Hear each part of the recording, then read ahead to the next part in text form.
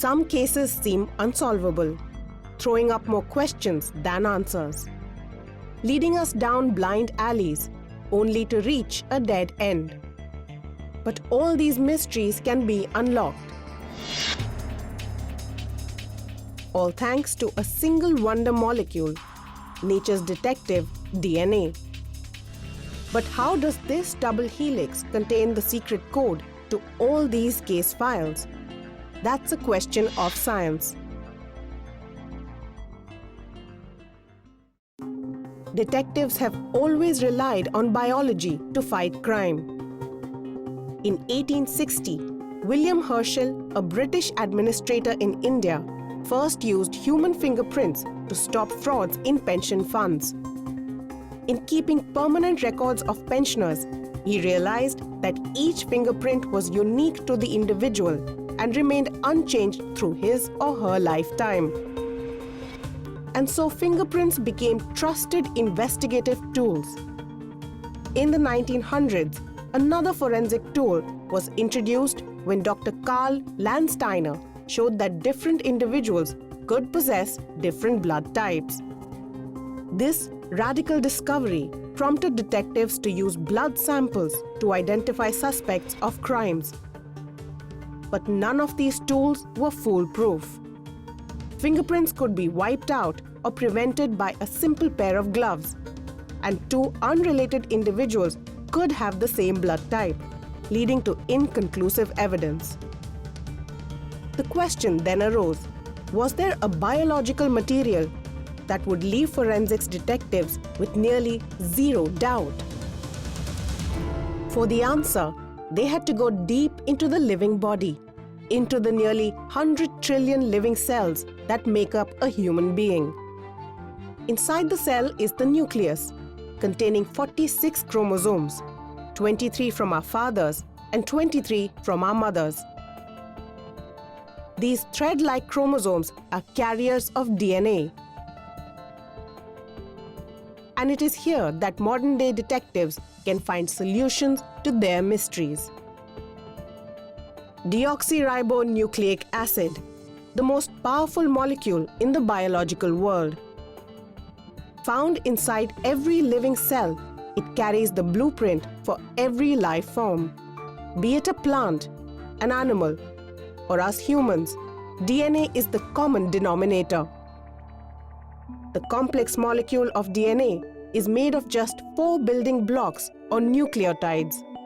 They're named adenine, cytosine, thymine, and guanine.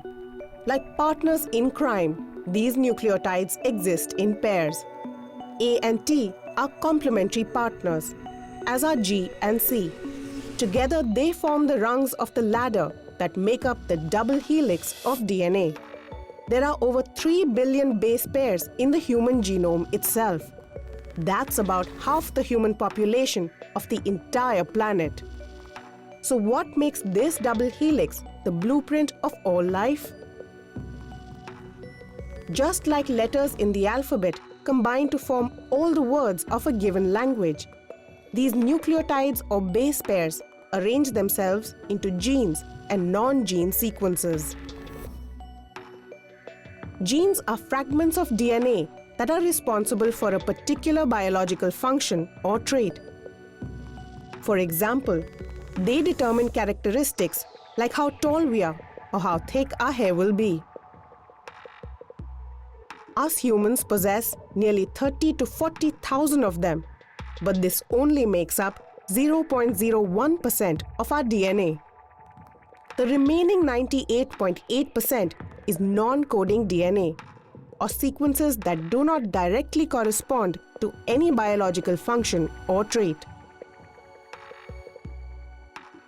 For a long time, it was believed that each of us possesses the same arrangement of genes. The idea that it could be different in different people was not common knowledge. It was believed that all of us have the same genes. There is no difference between different individuals. But all that was set to change, and it would inadvertently revolutionize forensic science. How? The key is polymorphism.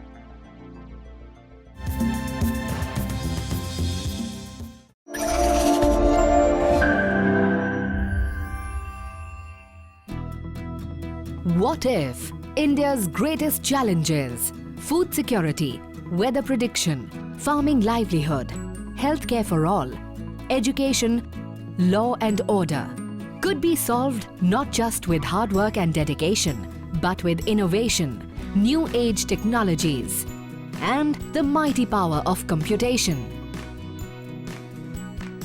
Watch the transformation only on India at IT Revolution.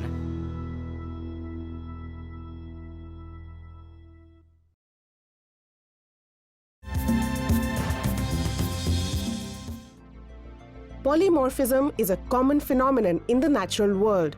It describes biological variations that are common within the same species.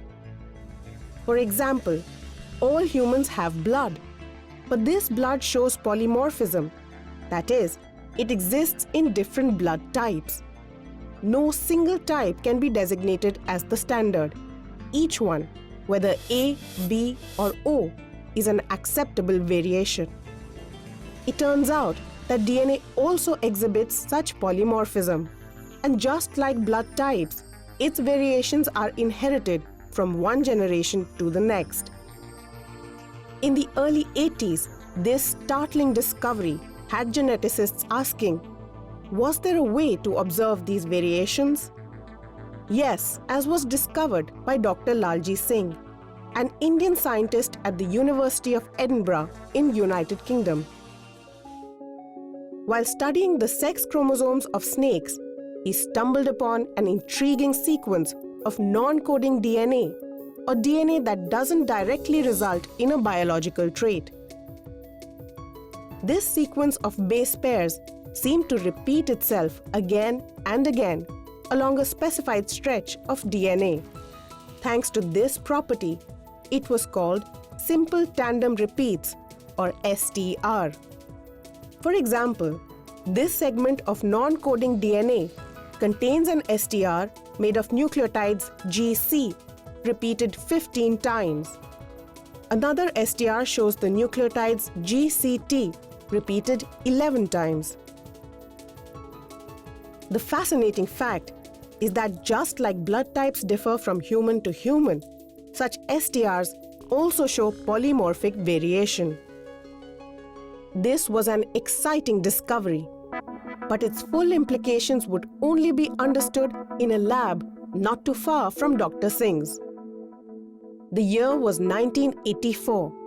Sir Alec Jeffreys had a eureka moment at the University of Leicester in England. He had observed STR variations in DNA samples collected from different members of the same family. These STRs showed variations in different family members. They also showed some similarity. But what did all this mean?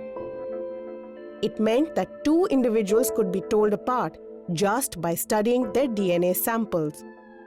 Sir Jeffreys proposed that DNA could be used like a fingerprint to conclusively identify an individual as distinct from all other individuals on the planet. Not only that, DNA polymorphism was hereditary, so one could determine parenthood by studying DNA fragments. Sir Jeffreys' discovery revolutionized the world of forensics, and it shone a light on DNA's powerful potential to be a detective. Today we know that humans only differ from each other by 0.1%. And it's this minute difference that provides the clinching evidence.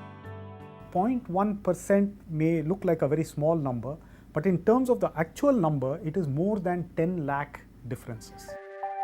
But perhaps the biggest advantage of DNA over traditional fingerprints or blood samples is its inherent resilience. It's such a powerful tool, DNA. Is very important because unlike protein, it's very stable.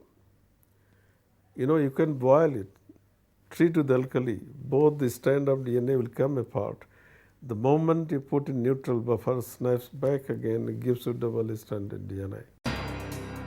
1987, back in India, the Center for Cellular and Molecular Biology had caught wind of Sir Geoffrey's revolutionary new findings.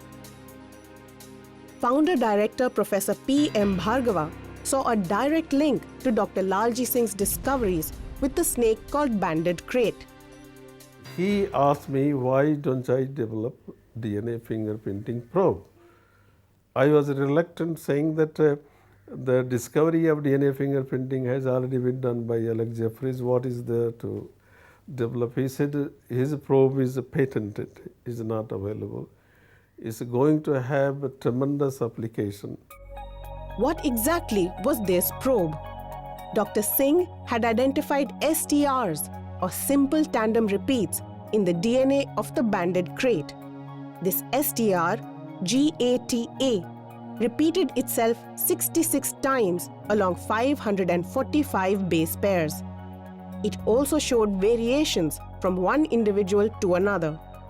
Most significantly, these variations were observed in humans as well.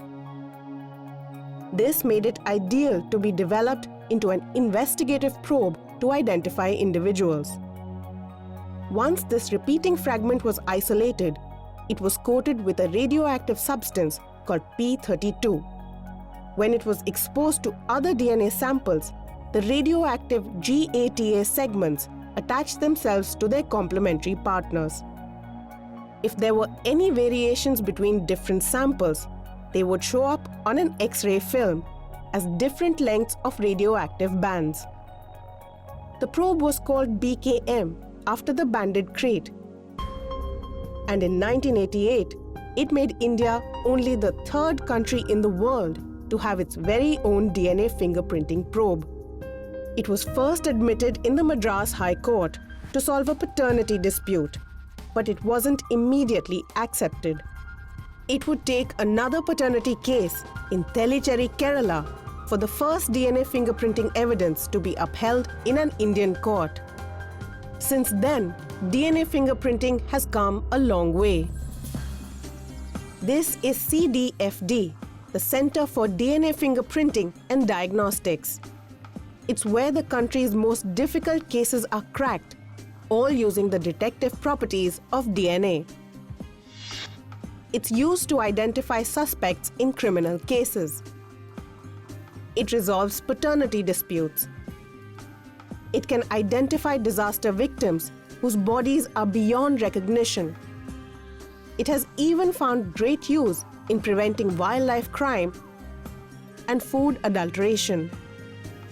It's also used to diagnose prenatal genetic disorders. And where detectives once took 2 months to conduct DNA fingerprinting, today it can be achieved in a matter of days. DNA technology has reached a level of maturity where everywhere in the world it is referred to as the gold standard of forensic medicine. We reach levels of probability of a match between an individual and a sample that are far more than the number of individuals on the planet, by more than a factor of 1,000,000.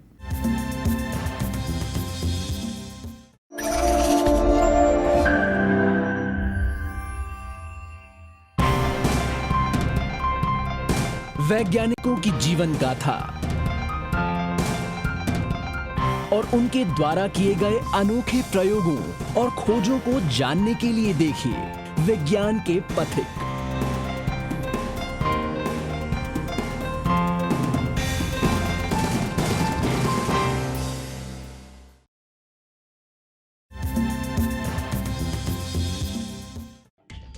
So how do DNA detectives investigate their cases? They need neither criminal records nor eyewitness reports. All they need is a sample to extract DNA from. This can be extracted from just about any biological source. It can even be obtained if the individual is no longer present to provide it. Blood, saliva, semen, skin, hair, teeth, and bones are all powerful sources of DNA, and even small amounts can reveal a lot. But each sample needs to be handled differently in order to extract DNA. They are put through different rigorous procedures to extract the truth-telling molecule. The way DNA is isolated either from blood or from this is you break open the cells so that the nucleus comes out, and by using different chemical reagents, and then you isolate the DNA. The decalcified bone powder is now mixed with forensic buffer and phenylchloroform for isolating the DNA. After mixing these components, then they are centrifuged to separate both the aqueous and organic phases. After centrifugation, we get two phases. The aqueous phase contains the DNA, and the organic phase contains all the cellular components. Once the DNA is separated from other cellular debris, it can be studied more closely. In the lab, simple tandem repeats, or STRs, are obtained by adding restriction enzymes to the DNA sample. Just like a scissor, these restriction enzymes cut the strand into STR sequences. These STRs are then amplified or increased in number by millions in a procedure called polymerase chain reaction, or PCR. A real breakthrough in forensic science came with the discovery of polymerase chain reaction. You know, the biggest problem of forensic science was to get enough DNA from remains and intact DNA. Those deficiencies were overcome by the technique of polymerase chain reaction, for which Nobel Prize was awarded. Once PCR amplifies the amount of DNA, it's time to study its STR fragments more closely. After all, they are the real DNA fingerprints of the individual. This is done through a process called electrophoresis. First, the sample is dyed into a distinctive color. Then it is added to a gel called agarose. When electric current is passed through this gel, the DNA begins to split into fragments. Depending on molecular weight, these negatively charged fragments move towards the positive poles. Now the plate is put under ultraviolet light, where the dyed fragments of separated DNA will show up as bands. This sheet of DNA bands is what makes us distinctive, even in a crowd of millions. All that needs to be done now is compare the number and frequency of bands against other samples in order to determine a connection. In 1992, this technique was used to solve the sensational assassination of Rajiv Gandhi by linking blood sample DNA found on site with that of the suspects Thanu and Sivarasan. More recently, in 2012, a decades-long legal dispute was scientifically resolved when DNA fingerprinting proved paternity between politician N.D. Tiwari and son Rohit Shekhar. Today, DNA fingerprinting technology is at its most advanced.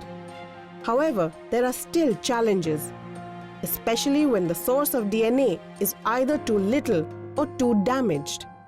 Just such a challenge was presented to CDFD by the Gujarat High Court. In the aftermath of the 2002 riots, mass graves of unidentified bodies had been discovered. Samples of the skeletal remains were sent to Hyderabad for DNA analysis and positive identification. That was important for two reasons. One, it allowed the investigating authorities to establish that this was indeed a mass grave related to the 2002 riots. The second, it was important from a technical point of view because it challenged us in terms of how we could apply DNA technology to decomposed and degraded remains. Then, in 2010, CDFD faced its biggest challenge yet. A devastating air crash along a steep slope of Mangalore's airport had claimed over 150 victims. Many bodies were beyond recognition, making positive identification extremely difficult. Once again, DNA stepped in as detective. Currently, CDFD's research teams are working on developing technologies where DNA is either in short supply or badly degraded. To get a successful profile from those degraded samples is a challenging exercise. So now we are looking at different technologies like single nucleotide polymorphisms to help in human identification. Single nucleotide polymorphisms, or SNPs, are the most common genetic variations found between two individuals. Here, there may be a difference of just one nucleotide in a specific stretch of DNA. This single nucleotide variation can help link an individual to a sample, even if the available DNA is very less in amount. But DNA technologies don't just solve headline-making cases. They can also bring comfort to families grappling with crippling diseases. For many families afflicted by genetic disorders like physical and mental developmental issues, heart disease, or cancers, etc., DNA fingerprinting can help cope with the situation and plan for the future. All these genetic disorders can occur throughout right from birth of the child to an adult, and whenever they have a problem, either they consult us directly or they are referred to us by a physician. So then we examine them and we decide what test needs to be done, and then these genetic tests help us to identify the reason. We can counsel the family, and if they wish to have one more child, obviously the parents are worried, will that child also have this error? Will that child also have this disease? How will we be able to cope with it? So before a child is born, when the mother is pregnant, we are able to do certain tests to ensure or to check whether the unborn fetus, the unborn child, has that error or not. And if that error is there, then the parents can be counseled. Would they like to have the child or undergo an abortion? So a therapeutic abortion, as it is. A single molecule of DNA, a myriad of complex cases.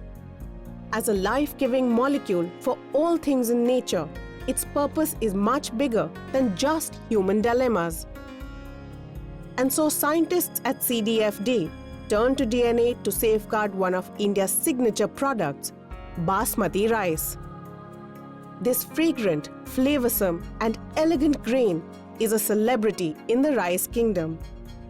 Only grown in this part of the world and highly sought after by many, Basmati exports are often victim of a terrible crime, adulteration.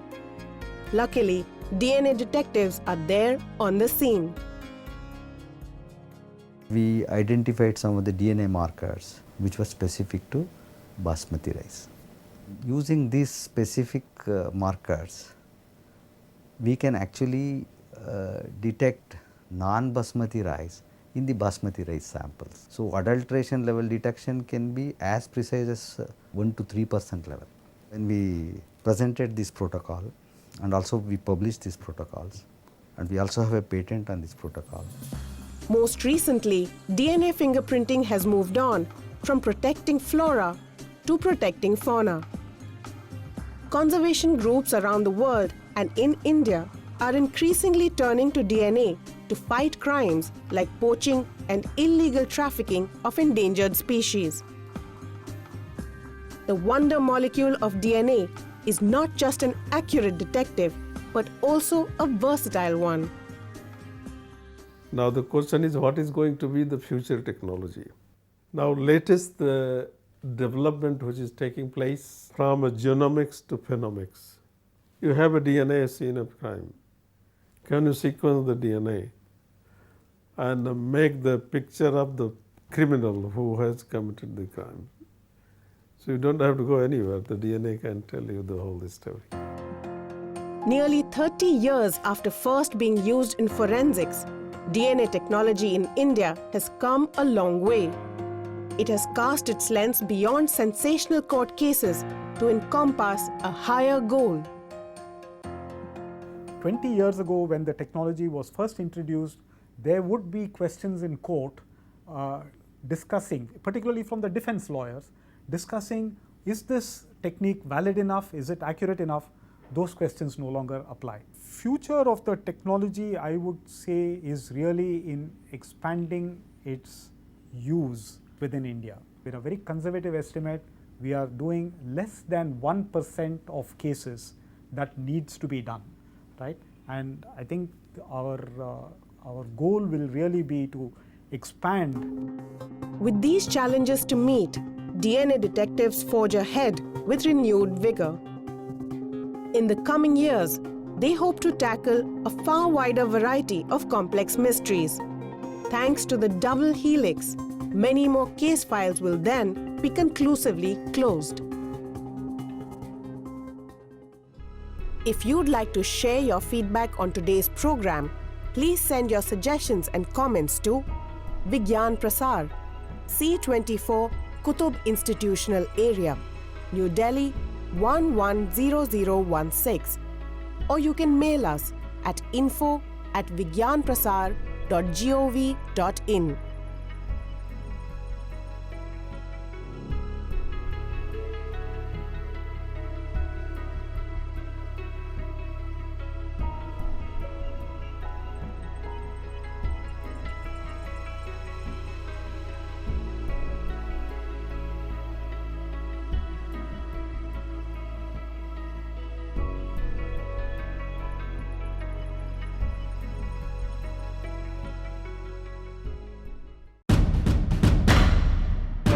भारतीय वास्तुकला पर आधारित विज्ञान प्रसार के इस नए कार्यक्रम में आप वास्तुकला से संबंधित तकनीकी पहलुओं को विस्तार से समझ सकेंगे।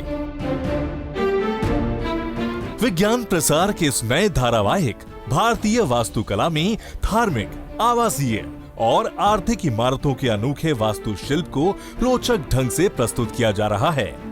इस कार्यक्रम के माध्यम से आप ईसा पूर्व 3री शताब्दी से लेकर ब्रिटिश कालीन भारत तक की स्थापत्य कला की जटिलताओं को बारीकी से समझ सकेंगे। 13 कड़ियों के इस कार्यक्रम की शुरुआत सिंधु घाटी सभ्यता के शहरों के विकास में उल्लेखनीय भूमिका निभाने वाले विज्ञान से की गई है। आप सबसे आश्चर्यजनक पुरातात्विक खोजों में से एक धौलावीरा शहर की बसावट में उपयोगी विज्ञान को समझ सकेंगे।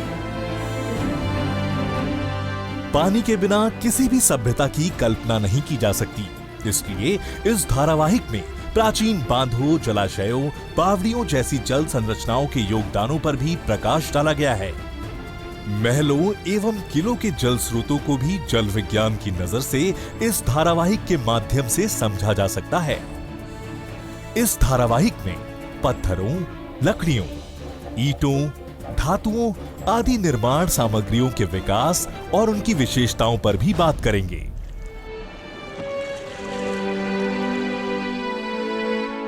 यह धारावाहिक किलों, गुफाओं और धार्मिक स्मारकों सहित विभिन्न इमारतों के निर्माण तकनीकों से दर्शकों को रूबरू कराएगा।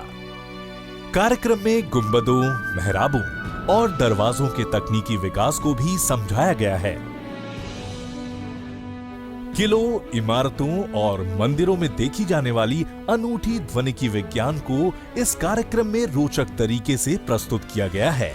भारतीय वास्तुकला नामक इस कार्यक्रम के माध्यम से खगोल विज्ञान और वास्तुकला के बीच के संबंधों को भी समझाया गया है।